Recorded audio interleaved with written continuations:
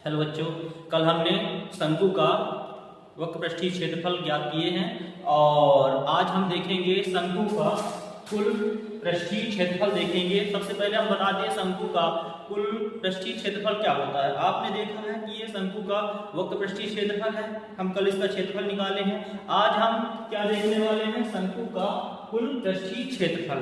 तो कुल पृष्ठीय क्षेत्रफल में आप देखोगे ये सर्कल है, अगर हम इसको ढक देते हैं, अब इसका पूरा पृष्ठीय क्षेत्रफल निकालेंगे। ठीक है, तो देखिए आज का क्वेश्चन क्या है। हमारा क्वेश्चन, एक शंकु का कुल पृष्ठीय क्षेत्रफल ज्ञात कीजिए। हमें एक शंकु का क्या करना है, कुल पृष्ठीय क्षेत्रफल ज्ञात करना है, जिसकी तिर्यक ऊंचाई क्या दी गई है, 10 सेंटीमीटर दी गई है। आधार का व्यास भी दिया हुआ है 24 सेंटीमीटर।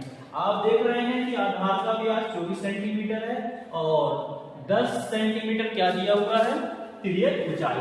तो सबसे पहले हम देखेंगे, इसको लिखेंगे हल। क्या लिखेंगे, हल। हल के बाद हम देख रहे हैं कि सबसे पहले हमें किसकी आवश्यकता पड़ेगी, शंकु का कुल पृष्ठीय क्षेत्रफल में आर की आवश्यकता पड़ेगी। आर मतलब त्रिज्या। तो हम आर को कैसे ज्ञात करते हैं, आपको पता है कि व्यास बटे 2। व्यास बटे 2 से हम क्या ज्ञात करते हैं, त्रिज्या। तो व्यास क्या है, हम देख रहे हैं हमारे पास 24 व्यास दिया हुआ है। उसके बाद 2 से भाग लगाएंगे तो कितना आ जाएगा, 12।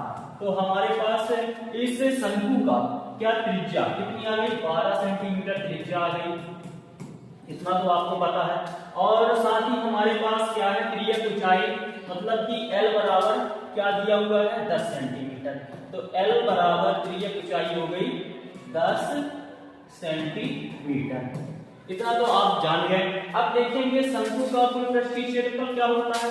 तो आप बहुत अच्छे से जानते हैं शंकु का कुल वक्र पृष्ठीय क्षेत्रफल होता है pi R plus L plus R. अब आपको इसमें वैल्यू पुट करना है। आप जानते हैं वैल्यू पुट करना, तो पाई की वैल्यू कितनी होती है बताइए, तो 22/7 होती है।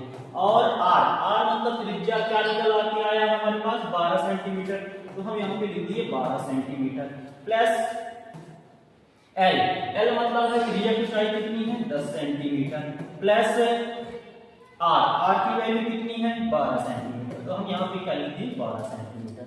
अब क्या, तो अब हम देखेंगे यहाँ पास हमारे पास क्या है, 22 और ये भी 22 है। इन दोनों को गुणा करेंगे, मतलब 22 का स्क्वायर करेंगे तो आ जाएगा 484। अब साथ में क्या है, गुणे 12 भी है और बटे 7 भी है। अब क्या करेंगे हम, 12 को गुणा 484 में करेंगे तो 5808 इसका क्या आ रहा है, आंसर। इसके बाद हम क्या करेंगे, भाग देंगे। तो भाग देंगे किससे, 7 से, तो हमारे पास आ जाएगा 829.7 आ जाएगा और सेंटीमीटर